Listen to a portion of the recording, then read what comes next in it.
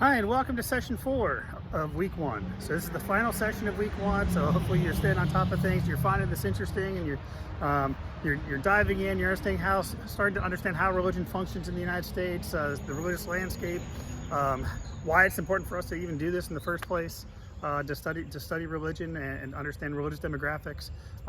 But now what we're going to do is we're going to dive into something that's called like an assessment of religious commitment, or religiosity. And so one of the most important things for us to understand is, like, how should we measure religiosity or religious commitment?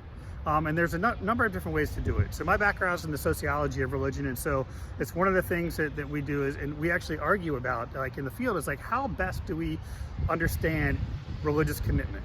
Okay, so one of the things that we do, because let me give you an example. So let's say you have someone that goes to church every week, okay? Or they go to religious services every week. You might say, like, well, they're incredibly religiously committed.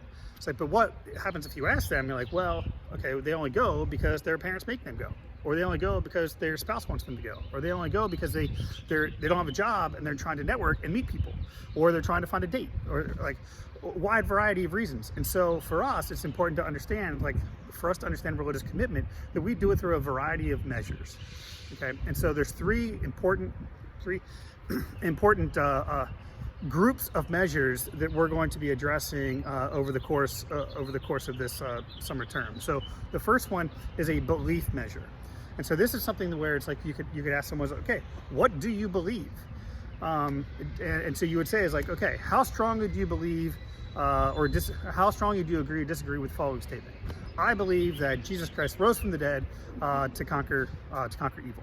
Okay, and then you would take the survey and you would say, okay, well, I strongly believe that, or I strongly agree, or I disagree with that. And so that's what we would call belief measures. Like, what do people believe?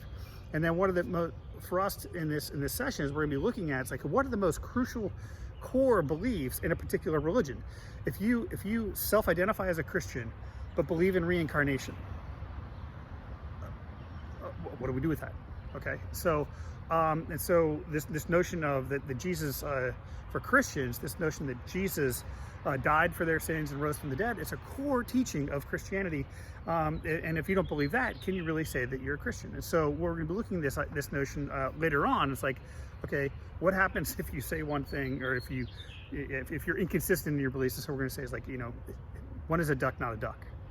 Is something we're going to work on in the future. But for now, we're going to focus on measures of religious commitment. So the 3 B's. The first B is belief.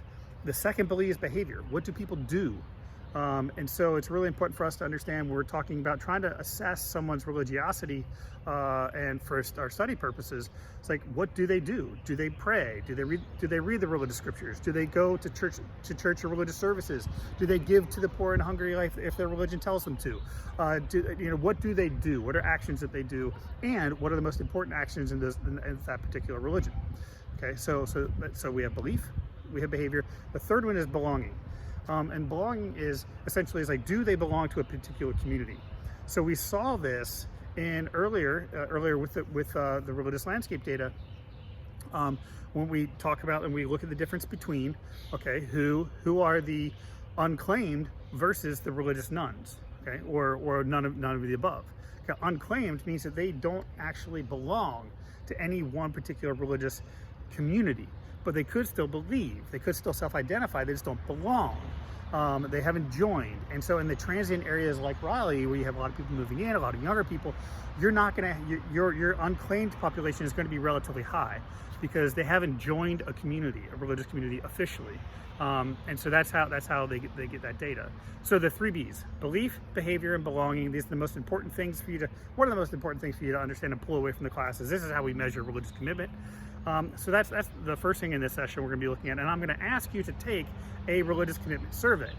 And this is a very good example of surveys out there, whether it's the Pew survey, Baylor religion survey, Gallup survey, wide variety, the GSS survey, General Social Survey.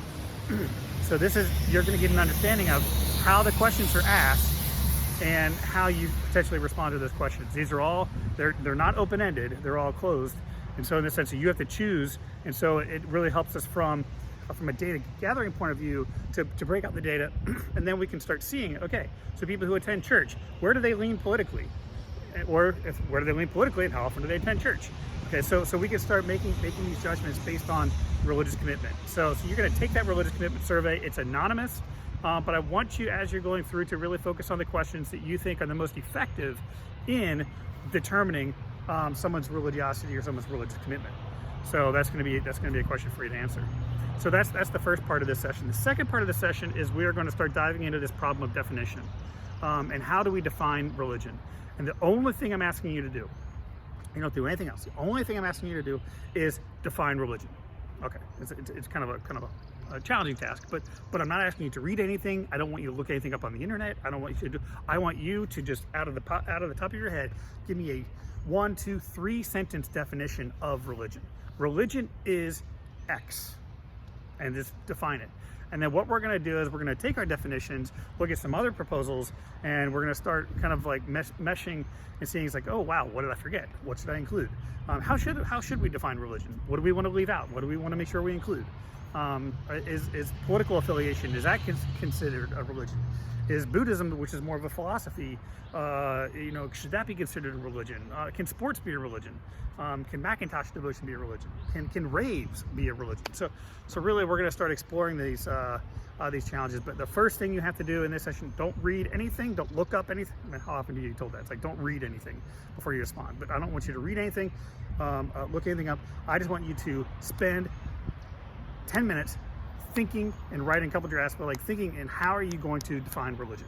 Religion is blah, X.